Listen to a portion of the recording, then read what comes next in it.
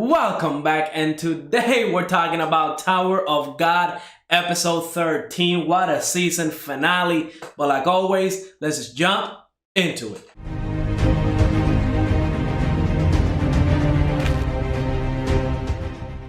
So I just have to open up and say I loved this episode. I didn't know exactly how they were going to end it. Definitely we had a big moment in episode 12, but the fact that this is my favorite episode and nothing like no action, nothing too crazy happened, right? We just got the backstory of how Rachel got to the point where she pushed Bam off. And let's break this episode down. We had a lot of information. So we see that Rachel, once she gets into the tower, Hedon is having zero of it. I mean, he does not care about Rachel. He puts her down. I mean, calls her the most stupid thing in the world. I mean, Hedon really does not care about Rachel climbing the tower, especially when she wasn't even about to take that test. So she right there and then failed. And that's when we get to see Bam come in. And of course, Bam being the boss that he is, he passed the test. And that's when Hedon and Rachel come into a deal.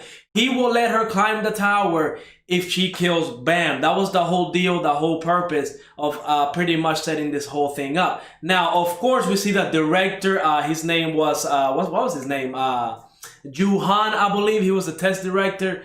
He also has his own agenda, right? We see that he told Hua, the red hair girl who's supposed to be a navigator, to look after Bam and kind of guide Rachel into the plan that they need to do in order to make everything fall into place. I mean, it was a lot of moving parts. And, you know, you would say, like, there's no way all of this kind of worked out the way it did. But, you know, I kind of bummed out they didn't explain exactly what navigators or in this case, what guides do. They have like a special power, right? Not everybody can be a guide. That's like a special, like small amount of people that can actually become guides. And those people, they can see paths in the tower that nobody else can see. They can guide people to do certain things.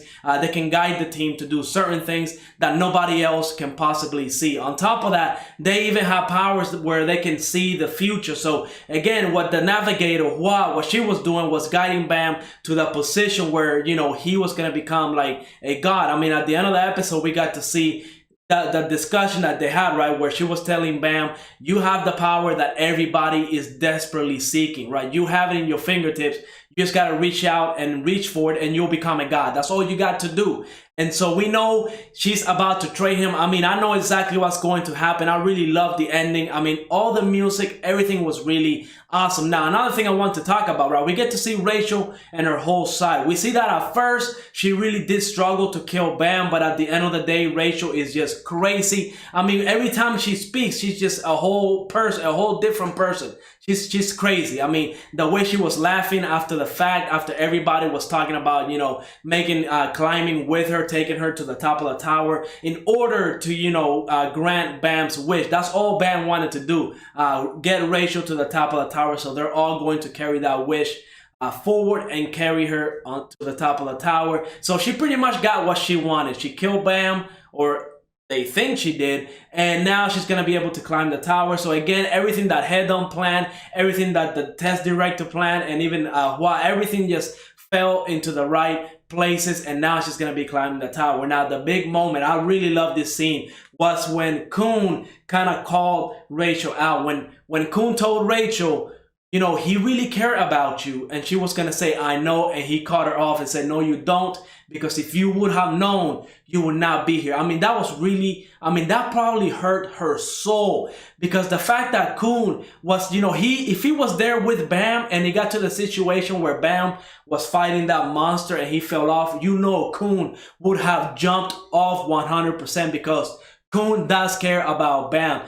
Remember, Khun comes from a really known family, and his last name really, a lot of people like throw, you know, shade at him. They don't like him once they hear his last name. But Bam was the only person to accept him for who he was. You know, he wasn't prejudiced or anything like that. Bam didn't hold anything against Khun. So the fact that, you know, Khun and Bam were able to create that relationship, that friendship so fast, we know Khun would have jumped off easy. I mean, and when he told Rachel that he only wished that he would have met Bam before she did, because at the end of the day, Rachel destroyed Bam and his light. I mean, that character Bam All he knew his whole life was how to be good, how to treat everybody fairly. I mean, he had no darkness, no violence in his heart. And Rachel pretty much changed that completely. Now, the last bit of the episode, once we got to see Hua talk to Bam and kind of explain to him, like, you know, you can do whatever you want. You can become a god. And he is deciding, right, by himself that, you know, he doesn't want to climb the tower. All he wants now is answers. Why did Rachel betray him? So he's after answers, and that's the only reason he's going to climb the tower, because Rachel is climbing the tower with everybody else. So he's going to go after them to get answers why she betrayed him like that, right? Because at the end of the day, he's completely clueless as to why that happened. I mean, and the ending of the episode, right, was just truly emotional, because it ended with how it started, with that voiceover saying, you know, welcome to the Tower of God, your dreams can become true. That whole spiel that they did at the beginning of the anime, they ended it that way, because this is the beginning of Bam really kind of climbing the tower now, right? Before, it was really trying to set up Bam and his future and his character.